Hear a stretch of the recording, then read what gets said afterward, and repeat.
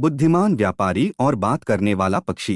एक समय की बात है, एक शहर में चंद्रिका नाम का एक बुद्धिमान और समृद्ध व्यापारी रहते थे। उन्होंने अपनी जीवन में बहुत दूर दूर तक यात्रा की थी, बहुमूल्य वस्तुओं का व्यापार किया था और बहुत धन इकट्ठा किया था। एक दिन अपनी यात्रा के दौरान उनकी नजर एक सुंदर और अनोखे बात करने वाले पक्षी पर पड़ी।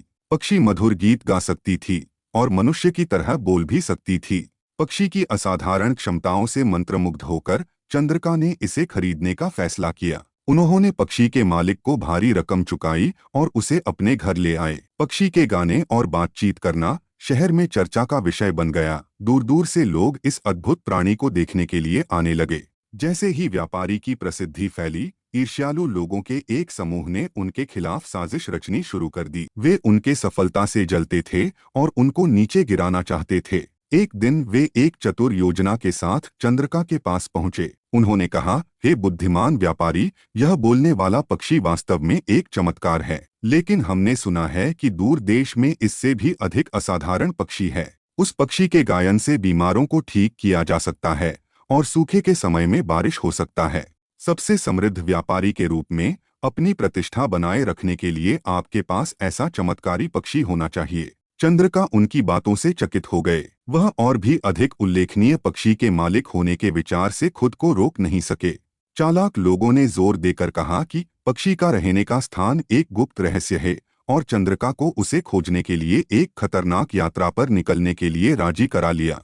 जाने से पहले व्यापारी ने अपने विश्वस्त सलाहकारों और मित्रों को इकट्ठा किया। उनमें कराटक नाम का एक वफादार सलाहकार भी था, जिसे उन लोगों के ऊपर बेईमानी का संदेह था। कराटक ने चंद्रिका को सावधान कराते हुए कहा, हे बुद्धिमान व्यापारी, मुझे डर है कि ये लोग आपको धोखा दे रहे हैं। यह बात करने वाला पक्षी आपका सच्चा साथी है और यह आपके लिए बहुत बड़ा भाग्य लेकर आया है। किसी अज्ञात स्थान पर गुप्त रूप से रहने वाले पक्षी, जिसके बारे में केवल इन्हीं लोगों को ही ज्ञान थे, ये बात मुझे भ्रमित कर रहा है।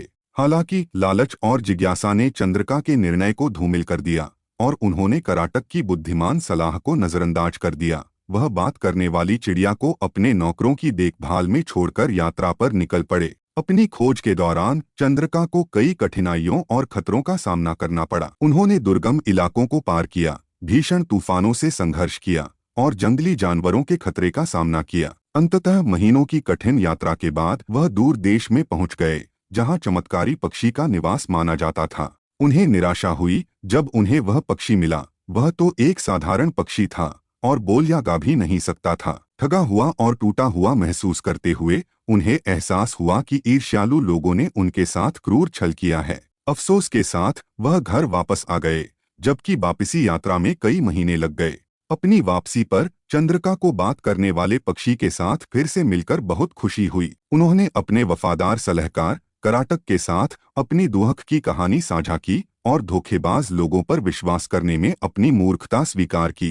कराटक ने बुद्धिमानी से उत्तर दिया, हे बुद्धिमान व्यापारी, इस यात्रा ने आपको एक मूल्यवान सबक सिखाया है। सच्चा धन दूसरों के पास क्या है इसकी तलाश करने में नहीं है, बल्कि जो आपके पास पहले से है उसे संजोने में है। उस दिन से चंद्रिका ने अपनी बात करने वाली चिड़िया को पहले से कहीं अधिक महत्व दिया। उन्हें संतोष के महत्व और लालच के खतरों का एहसास हुआ। व्यापारी की प्रसिद्धि फैलती रही और उन्होंने एक समृद्ध और खुशहाल जीवन जिया। अपने पास पहले से मौजूद सच्चे खजाने को संजो कर रखा। बात करने वाली पक्षी और अपने वफादार दोस्त कराटक की बुद्धि दोनों को ये पहले से ज्यादा मान देने लगे। कहानी का सार, सच्चा धन दूसरों के पास जो कुछ है उसका लालच करने के बजाय उन आशीर्वादों की सराहना करने में निहित है जो हमारे पास पहले से हैं। लालच हमें हमारे वर्तमान भाग्य के मूल्य से अंधा कर सकता है और जो वास्तव में मायने रखता है उससे हमें भटका सकता है। संतोष और कृतज्ञता स्थायी सुख और समृद्धि लाते हैं। ये कहानी अगर आपको पसंद आया है तो लाइक करें और ऐसे ही और वीडियो देखने के लिए चैनल को शेयर और सब्सक्राइब करें। तोड़ दें बेल वाले आइकन को और फिर देखिए नए नए मजेदार कहानियाँ ओनली ऑन संक्षिप्त कहानियाँ।